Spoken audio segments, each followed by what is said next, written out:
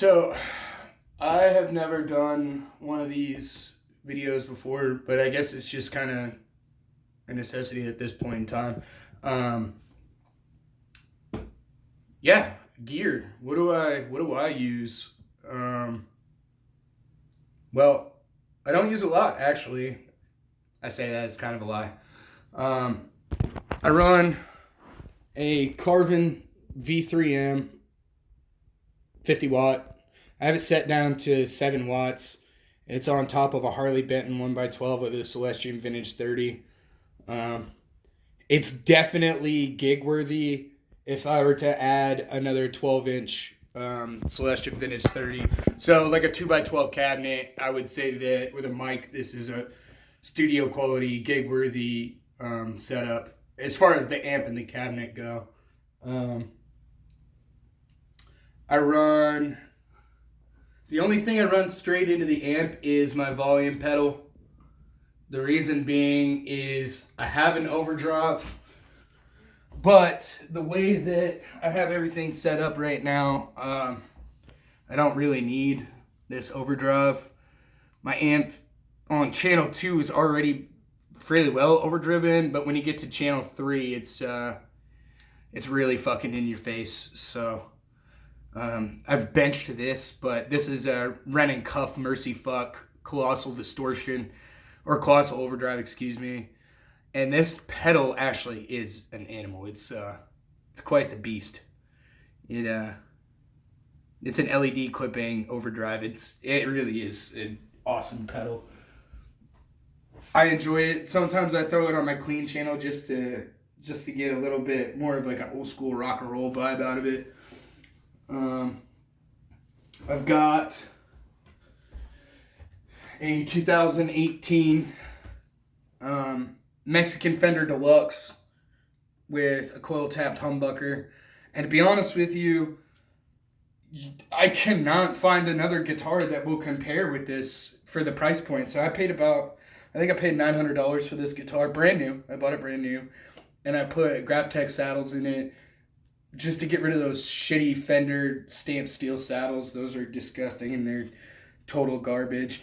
The only thing that I think I would do with this guitar is probably swap out this humbucker for something just a little bit hotter. The reason being is, yeah, this guitar sounds unbelievable right out of the box, don't get me wrong, but there's like a certain bite that's missing in the top end from this humbucker. The bottom end is alright, kind of fat. Where this thing really shines, in my opinion, is the mids. The mids aren't really clipped with it, and it just, it sounds great, don't get me wrong. It's got the noiseless, the vintage noiseless single coils in it. I have taken the pick guard off of it one time, and everything on the inside is, I think they use like aluminum foil or something like that just to, get rid of some of that 60 hertz hum that Strats are known for. This guitar stays in E flat 99% of the time. I might drop it down to drop D, half step down. I love this guitar. Hell of a purchase. I would say that everybody should buy one of these, but that's just me, man. Then for my most played guitar, which is about ready for a fret dress, and you won't even believe this shit.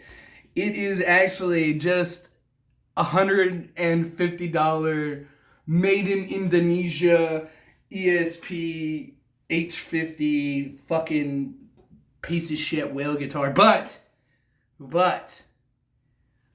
I did swap the nut.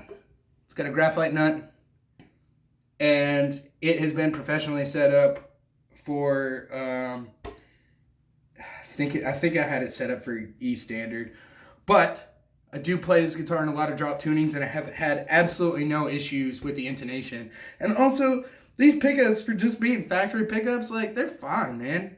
I can sculpt my tone through the amp and through whatever I have down here for effects processing. It's fine. We had to shim the neck and do a couple other things to it, but this guitar, to be honest with you, plays better than that $1,000 Strat. It really does. I love this thing. This is probably like the 4th or 5th one that I've had. I had one a long time ago and I let a friend of mine have it. You know who you are. And it got destroyed. So when I decided that I was going to start playing guitar again, I decided that I had to have one of these again. Alex, you owe me the fucking shipping money. It's awesome, man. It's got a really good body cutout. It fits really, really well in here. I beat the hell out of this guitar. I really do.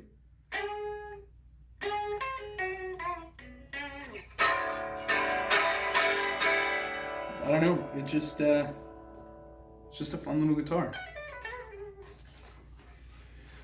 So there's nothing special about this other than the fact that it's had some work done to it and it plays really well. I use Ernie Ball Cobalt strings on both guitars. The reason being is I haven't had a string break in probably 3.5 years. Actually, that's a lie. I had one give up on me about 2 weeks ago, but the problem with that was user error, not the strings or the guitar. So we've gone over the guitars. We've gone over my amp. Now, as far as digital effects, everybody kind of has their gear that they prefer and that they go after. I was very budget oriented when I started purchasing equipment to play. With that being said, the two main pieces of equipment that I run are a BBE Sonic Maximizer. And there's people that love these things and people that hate them. For me, it is a... Oh shit, I didn't even realize it came. It is a permanent on. Fuck me. It is permanently on. For some reason, this amplifier, it just brings it to life. I can do a demo on this at some point if you'd like me to. But this piece of equipment stays on forever. Best fucking $100 I think I ever spent on this amp setup. Then, I have a love-hate relationship with this thing. This is a TC Nova system. I'm a delay, a reverb, compressor. This boost sucks, so I don't use that one. I use the boost on my amp. And then I've got pitch modulation and a couple other things, you know. Like I said, I have a love-hate relationship with that piece of equipment. And the reason being is that if you have something that does everything, it's going to do everything mediocre. It's not designed to do everything perfectly. And what you notice with this particular piece of equipment is that, yeah, you have so much adjustability and all that shit, but it's digital effects. So, digital delay. I mean, yeah, TC makes a badass digital delay in Stompbox form. Did they use that algorithm and that engineering for the TC Nova system? No. So, whatever TC digital delay you're using, don't expect this to be comparable. Now, it does do the job. It works just fine, and there's a whole bunch of different fucking options to choose from and things that you can adjust and manipulate to try to sculpt your tone even more. But the reality is, I don't think that the delay in this is going to be as good as a standalone delay unit. The compressor, it's shoddy at best. It compresses. It works as described, but again, a standalone dedicated piece of equipment and a parametric EQ are going to blow the fucking doors off this thing. Reverb. It does have decent reverb effects. The reverb is subtle, I guess would be the best way to put it. It's subtle. You do notice it if you're really paying attention. I don't really use a lot of reverb anyway. So... yeah, I really just use this thing for the delay, the compressor, and phaser and pitch mod. And the reason why I use it for pitch is for playing Jimi Hendrix and shit like that. Because Jimi Hendrix always had some sort of pitch modulation in order to squeak out a second set of octave notes when he was playing. And it's just very subtle. It's like, it's way down in the mix and you can hardly tell, but it's there. I also use a Morley Mini Wah and volume pedal, and that thing's a giant piece of shit. I wish I had never bought it. It has a ground issue internally. It's LED reference for the damn wall, and adjusting it is just a fucking headache. I hate it. I use it for a volume pedal only, so I don't even use a fucking wall pedal right now, which is kind of a necessity for guitar players. I don't know, man. I just try to make this shit work. It sounds all right. It does a good job. The amp has so much headroom and so much room to grow. It's just absurd.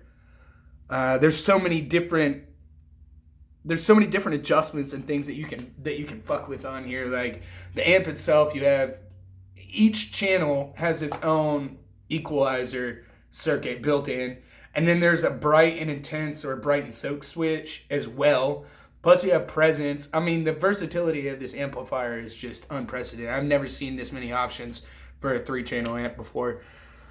But here's the problem with that. They don't fucking make these anymore, so if you buy one and for some reason something bad happens to it, you're liable. Like, you're not gonna get it warranted. Carvin went out of business. So, I mean, these things are getting hard to come by. I paid $600 for this one probably 2.5 years ago, and it's done me well. The only thing that I've done with the amp is swap out the preamp tubes for a quite hotter set of 12AX7s from Groove Tubes. That's it. And, you know, honestly, that hum could be from one of those preamp tubes. It could be as simple as like a bad cathode ground or something like that within the preamp tube. But yeah, so that's my gear. I have other shit laying around. Here's something for the future. It's a 1984 Kramer body that I just had refinished, and it is unbelievably beautiful. It's crown royal purple and gold with an orange sunburst in the tiger stripes. I'm super pumped to get this together. I have a brand new neck and DiMarzio Super Distortion sitting in the garage waiting for this thing. It's going to be a nasty little 80s shred monster.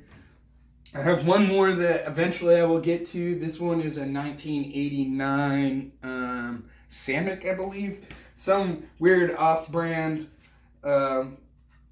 Japanese-built super strat pile of shit that eventually I'll stick something good in and make this rip to.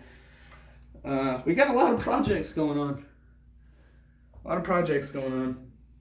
There's my gear. Nothing fancy, nothing crazy. I hope whoever watches this has enjoyed this video and learned a thing or two. I don't have a lot of shit, but I make it work. Have a good day.